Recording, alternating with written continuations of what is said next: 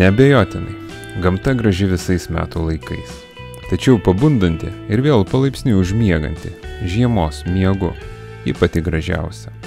Tad į skulptūrų parką mes turbūt dar grįšime vėlyvą rudenį, kuomet čia medžius ir siaurus takelius gamtos grožis padabins savo spalvingą paletę, po kurios paklotų nuguls dar ne vienas Klaipėdos parkas.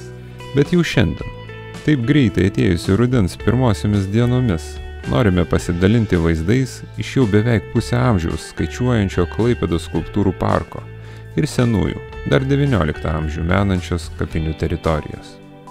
Čia seniausios trimatės žmogiškosios kūrybos vaisių maždaug 10 hektarų plote skaičiuojama per 100, o pati parko infrastruktūra jau seniai neprimena sovietmetį menančio modernizmo dvasios, nes jau praėjusiais metais parkas visuomeniai buvo atvertas po metus trukusių atnaujinimo darbų.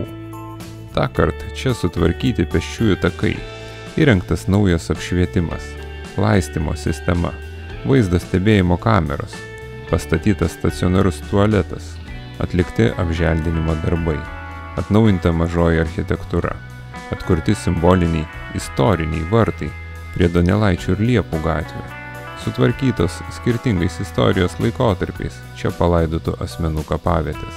Bendra projekto vertė 4 milijonai eurų. Tikimės jūsų patiktukų, komentarų ir žinoma kanalo prenumeratos. Tai mus įkvepia kurti naujus video jums.